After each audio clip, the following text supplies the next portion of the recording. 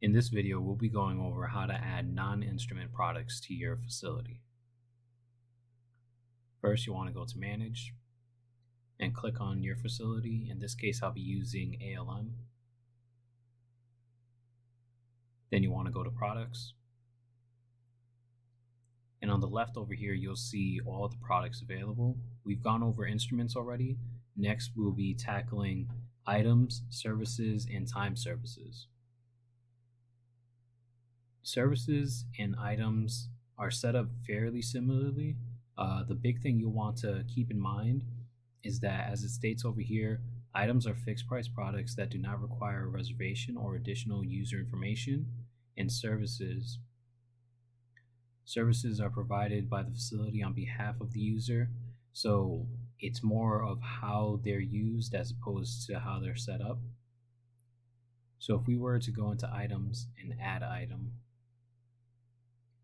again, similar to instruments, you would add the name. You would put that name at the right here so that it adds it to the end of the URL so that it's able to be found. A contact email, which in this case would usually be the facility manager. Any description or pictures that you would like to be shown on the web page for the item. The recharge chart string, the initial order status, which I would suggest leaving as new. The same options again for restrict access, inactivate the product, and hide the item. I would leave these as is,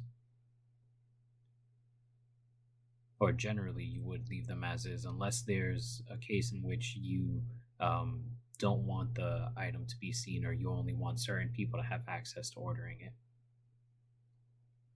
And if they would, if you want them to add a note, and then you simply press create. And we'll go into other items and see what the other options are. So once you have your item set up, this is how that details page would look like.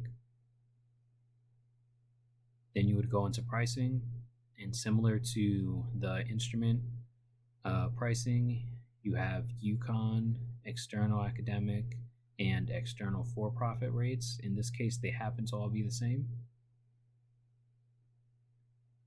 Any documents that you want to attach, and who gets notified. Next, services.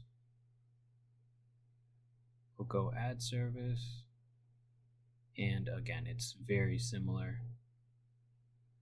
Same options are listed here. In this case, there are no active services, but there is one that's inactive. So we'll go in and look at that right now.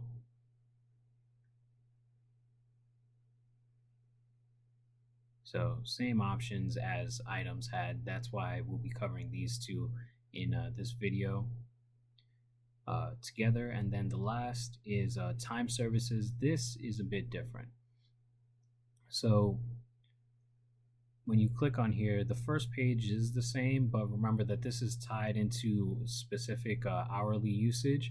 So it's not just a one-off purchase. It may take 1 or 2 hours to use, or may take even longer in some cases.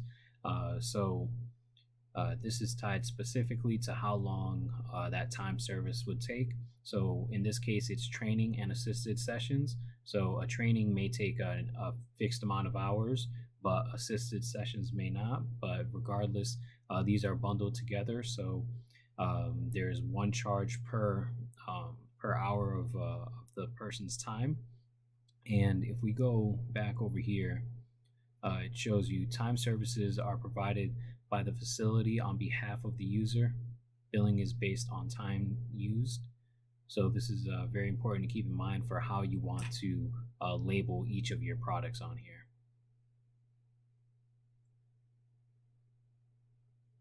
So you'll need to grant access to people for this.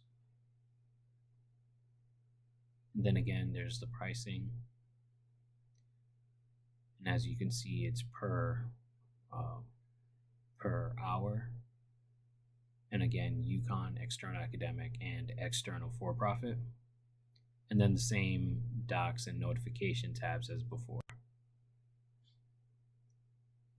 Once these are all set up, if someone were to want to use the products, they'd go into the use tab, and then you see the time services listed here. The items are listed. You don't see the services in general, not the time service, but the just generic service one, because remember, there was none listed for this facility. There was only one inactive one. But again, this is where they would go in, just as they would for the instruments, in order to purchase either an item or book a time service. And that is how you add non-instrument products to your facility.